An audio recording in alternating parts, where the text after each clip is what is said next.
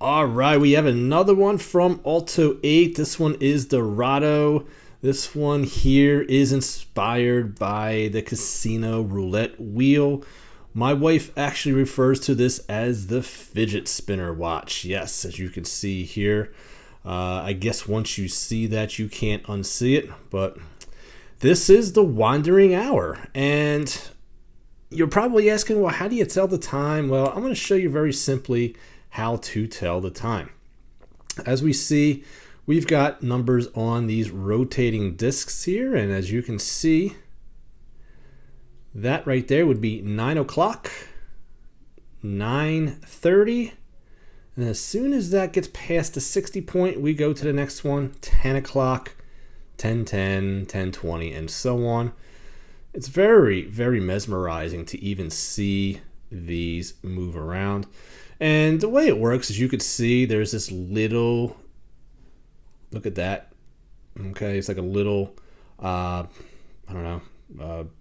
pimple, I guess, on the dial, you could say. And you could see on the back of this translucent polycarbonate disc here, how that actually activates the rotation. Now, in my last review, I was a little critical regarding the fact that I couldn't see the mechanism on how the numbers were changing. This one here, they show it, and I'm happy they do that. This is actually my favorite of the bunch. This one here is at a really good size as well. We're looking at a 38.7 millimeters in size. Lug to lug, you're even looking at about a 46 millimeters, which is going to fit a variety of wrists indeed. 20 millimeter lug, and let me show you the leather strap that this comes with. It's your typical leather straps that you'll see that you can even buy aftermarket. They are quick change, which is nice, genuine leather. It does have the Olto-8 branding as well, including on the buckle as well, which is all polished. Crocodile embossing, and this will just give it a more dressy look.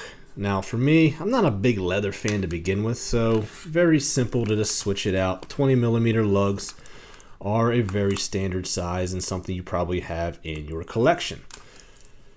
Now, the one thing that I don't like about these particular watches is just you don't know that the watch is ticking until you turn it to the back.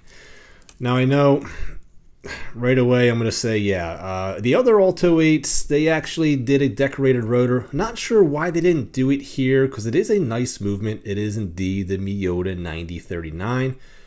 But when you flip it over, you'll notice, there you go, you'll see that balance wheel there working away. So that's how you could tell it's ticking away. And if this was a solid case back, then you would have to be very patient and just see if there's any kind of movement. Winding it, pretty satisfying wind. When it comes down to power reserve, you're going to look at a 42-hour power reserve, which is pretty standard. Now, I got the green model. Now, they do come in 3 different colors. You're looking at blue and black as the alternate colors as well. Price-wise on these, we're looking at a $369 Kickstarter price. And once the Kickstarter price is done, you are looking at $599. Now, both prices are indeed fair. When you look at the competition out there, there's plenty of other micro brands that are offering these, but they're offering it for a premium of over $1,000. Olto-8 has been able, at least on the last 3 watches that I've been able to have in for review, they've been able to undercut the competition with their technology, and I find that very impressive. So I've had this all day on the mesh, and as you can see, it definitely left an imprint there, but there it is on the leather. Not too bad, definitely more of a dressy look. The other impressive thing about this watch is the polishing process that they use. It's actually a 10-step process. It's hand polished, 120 minutes of polishing with a 10-step process. And that's how you get this mirror shine on this particular case. The other impressive thing here is the case. when we look at the case, check it out. This isn't no just part bin case. I mean, we've got some concaveness going on here and here. Even the bezel here is also concave as well. So when we turn the watch to the side, you could see that domed crystal. Look at that. That thing really is a highlight of the watch for sure. Now the other thing is you're looking at the dial, and it's a gradient dial. It's a it has almost a fume look, but it's also like a sun ray as well when you have it in different lights. And these polycarbonate discs, as you could see, they look like jewels in certain light. Look at that. Now this watch could definitely benefit from some AR coating, as you do see reflections everywhere here. And that would be my 2 cents in regards to changes to this watch. Besides the rotor, yeah. The other thing is there's a lot of writing here. You've got the 50 meters water resistant automatic, Olto-8 Roto. I could do without some of this stuff here, and it would just make it look a little bit cleaner, less cluttered.